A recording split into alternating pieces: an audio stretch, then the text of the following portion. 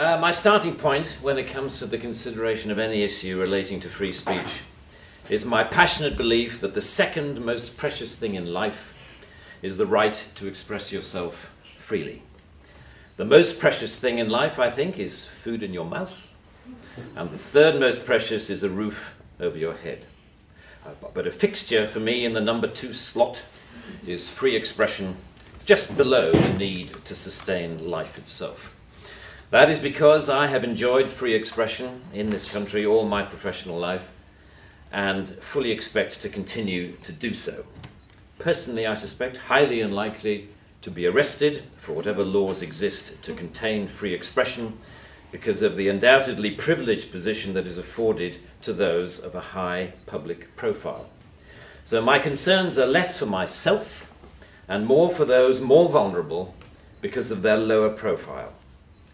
Like the man arrested in Oxford for calling a police horse gay, or the teenager arrested for calling the Church of Scientology a cult, or the cafe owner arrested for displaying passages from the Bible on a TV screen.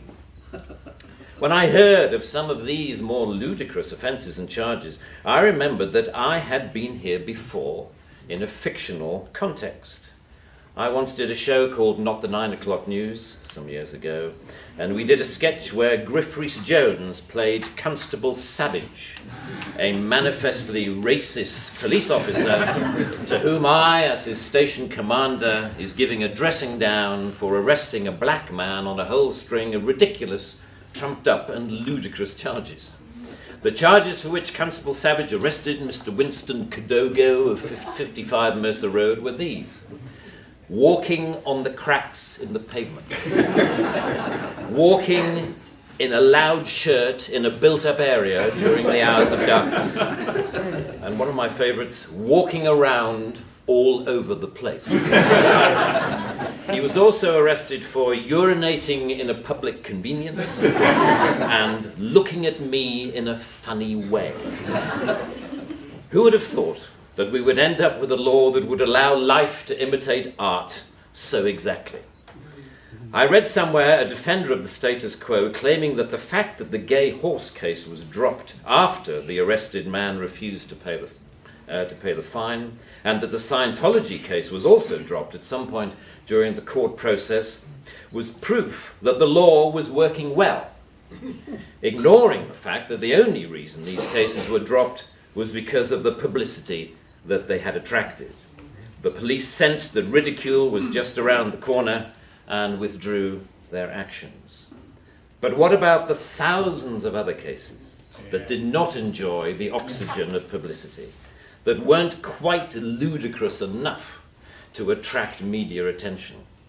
Even for those actions that were withdrawn, people were arrested, questioned, taken to court, and then released. You know, that isn't a law working properly. That is censoriousness of the most intimidating kind, guaranteed to have, as Lord Deer says, a chilling effect on free expression and free protest. Parliament's Joint Committee on Human Rights summarised, as you may know, this whole issue very well by saying, while arresting a protester for using threatening or abusive speech may, depending on the circumstances, be a proportionate response, we do not think that language or behaviour that is merely insulting should ever be criminalised in this way.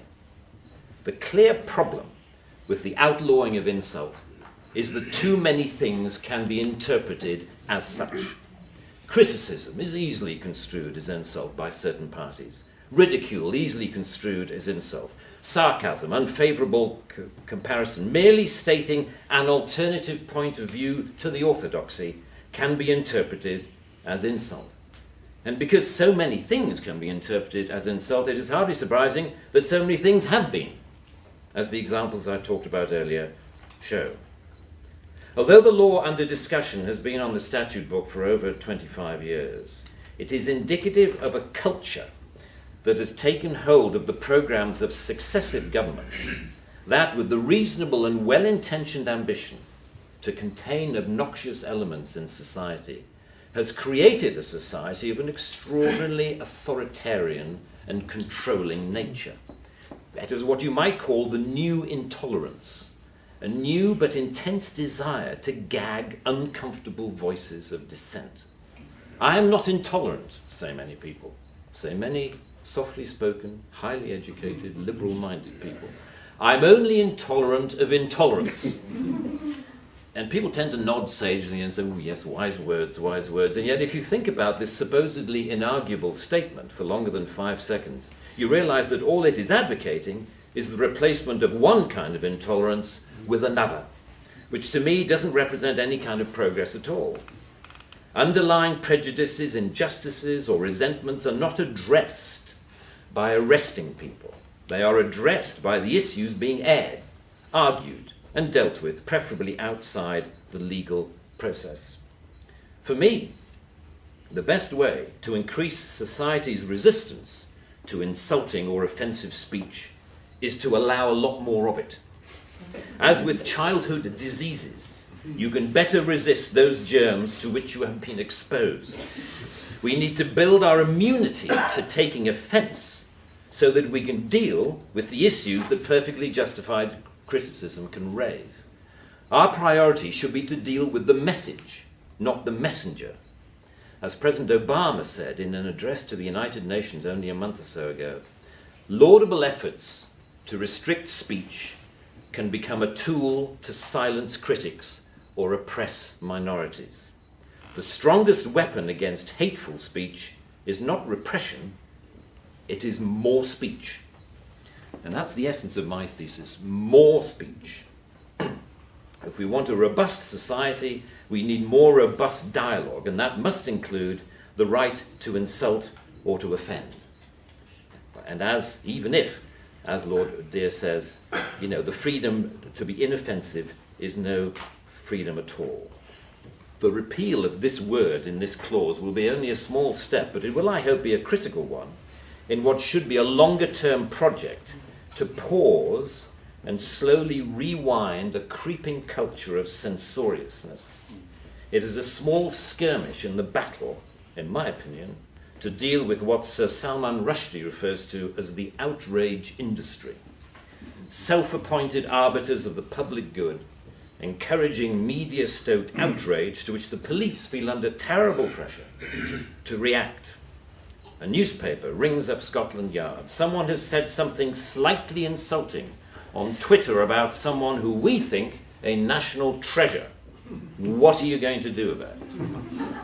And the police panic and they scrabble around and then grasp the most inappropriate lifeline of all, Section 5 of the Public Order Act, that thing where you can arrest anybody for saying anything that might be construed by anyone else as insulting. They don't seem to need a real victim. They need only to make the judgment that somebody could have been offended if they had heard or read what has been said. The most ludicrous degree of latitude. The storms that surround Twitter and Facebook comment have raised some fascinating issues about free speech, which we haven't really yet come to terms with. Firstly, that we all have to take responsibility for what we say, which is quite a good lesson to learn. But secondly, we've learned how appallingly prickly and intolerant society has become of even the mildest adverse comment. The law should not be aiding and abetting this new intolerance. Free speech can only suffer if the law prevents us from dealing with its consequences. I offer my wholehearted support to the Reform Section 5 campaign. Thank you very much.